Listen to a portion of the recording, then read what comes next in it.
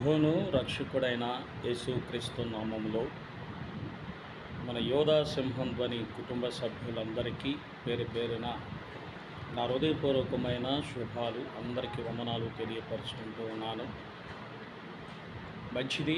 ఈ ఉదయకాలము దేవుడు మనకిచ్చినట్టి వాగ్దానాన్ని ఈరోజు మనం చదువుకుందాం.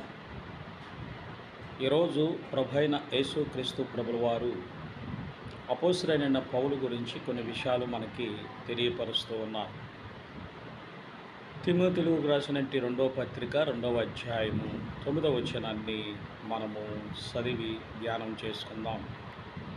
నేను నేరస్తుడనై ఉన్నట్లు ఆ సువార్త విషయమై సంఖ్యలతో బంధింపబడి శ్రమపడుచున్నాను. అయినను దేవుని వాక్యము బంధింపబడ ఉండలేదు. ప్రియులారా, గమనించినట్లయితే దేవుడు మనతో మాట్లాడుతున్న మాట, అపోస్తలుడైన పౌలు గారు అతని మీద నేరం వేసి సువార్త విషయమై ఆయన్ని సంఖ్యలతో బంధించబడినట్లుగా మనము చూస్తున్నాం. ఈరోజు ఈ లోకము పాకుడు ఎలా ఉంది అంటే చాలా భయంకరంగా ఉంది. సువార్త విషయమై అనేక మంది దేవుని చేత ఏర్పరచబడినటువంటి సువార్తకులనేమి, సేవకులనేమి, అపోస్తలులనేమి, దేవుని ఏర్పాటు చేసుకున్నట్టు దేవుని సేవకులు ప్రతి ఒక్కరూ కూడా దేవుని నిమిత్తము సువార్త విషయమై సువార్తను ప్రకటించినప్పుడు, ప్రియులారా, మనము ఆలోచన చేసినట్లయితే ఆయన్ని సంఖ్యలతో బంధింపబడినట్లుగా మనం చూస్తూ ఉన్నాం. అంటే దీని వెనుక పరిస్థితులు మనం అర్థం చేసుకున్నట్లయితే, ప్రియులారా, సత్యము అనే విషయంలో సత్యాన్ని బోధించినప్పుడు నేరమా? ఒక తాగుబోతుడిని, అయ్యా నువ్వు తాగమాకరా బాబు, నువ్వు తాగటం వల్ల నీ వెనకాల నిన్ను నమ్ముకున్నట్టు నీ భార్య బిడ్డలు అన్యాయమైపోతారు, అయ్యా వాళ్ళు చిన్న భిన్నాలు అయిపోతారు, చెట్టుకొకరు పుట్టకొకరు అయిపోతారు, అబ్బాయి నువ్వు తాగమాకరా, నువ్వు తాగకుండా ఉంటే నిన్ను నమ్ముకున్నట్టు నీ భార్య బిడ్డలు చాలా పుష్కలంగా ఉంటాం చెప్పటం నేరమా? ఒక అబద్ధికుడిని మార్చటం నేరమా? ఒక వ్యభిచారిని మార్చటం నేరమా? ఈ లోకంలో ఆలోచన చేసినట్లయితే అదే పరిస్థితి జరుగుతూ ఉన్నది. అంటే మంచి చేయాలనా చెడు చేయాలనా? ప్రియులారా, అందును బట్టి మనం ఆలోచన చేస్తే ప్రధానులు ఎందుకు, అధికారులు ఎందుకు?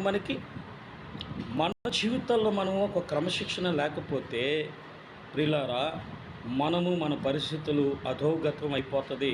మనం ఆలోచన చేయాలి. అందుకని అపోస్తలుడైన పౌలు ఆయా ప్రాంతాల్లో, అన్యుల ప్రాంతాల్లో కూడా దేవుని సువార్తను ప్రకటిస్తుంటే అక్కడున్న వారు మతోన్మాదుల వారు ఏం చేస్తున్నారంటే మత ప్రచారం చేస్తున్నామని నేరం వేసి అతని సువార్త విషయమై అని బంధించినట్లుగా మనం చూస్తూ ఉన్నాం. అయితే ఈరోజు సువార్త విషయమై నువ్వు బంధిస్తే సువార్త ఆగిపోతుంది అనుకుంటున్నావా? పొరపాటు. దేవుడు అంత గొప్ప కార్యాలు చేసేవాడు. అందుకని ఒక ఊరిలో, ఒక ప్రాంతంలో, ఒక అడవి ప్రాంతంలో దేవుని సువార్తను ప్రకటించడానికి వెళ్ళినప్పుడు ఆ సేవకులు ప్రకటిస్తున్నప్పుడు కొంతమంది పోగయ్యారు. అంటే అక్కడ అందరూ ఒకటయ్యి అతను చెప్పిన మాటలు చాలా ఇంపుగా ఉన్నాయి, ఇది నిజమే కదరా అని చెప్పేసి చాలా వాళ్ళు ఆసక్తితో మరి దేవుని సేవకులు బోధిస్తుండగా వింటూ ఉన్నారు. అక్కడున్న అడవి ప్రాంతం నుండి కొంతమంది అధికారులు ఏం చేశారయ్యా అంటే, ఈడెవడరా మన ప్రాంతంలోకి వచ్చి మన ప్రజల్ని ఏంటో చెప్పేసి మార్చేస్తున్నారని చెప్పేసి 1-2 సార్లు హెచ్చరించినప్పుడు, అయ్యా ఇది దేవుని సువార్త విషయంలో నేను మంచి చెబుతున్నాను కానీ చెడు చెప్పట్లేదు అని చాలా విషయాలు చెప్పినప్పుడు వీడు వినట్లేదని చెప్పేసి ఒకరోజు ఒక రచ్చబండలాగా తీసుకుని వెళ్ళిపోయి కాళ్ళు చేతులు కట్టేసి తన నాలుకను కోసేసినట్లుగా మనం చూస్తున్నాం. ఇప్పుడు ఎలా బోధిస్తా బోధిరా అన్నాడు.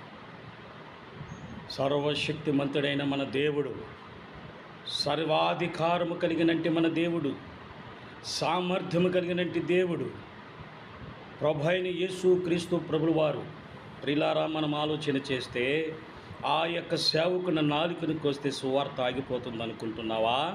పొరపాటు. దేవుని యొక్క శక్తి అక్కడ ఉంది.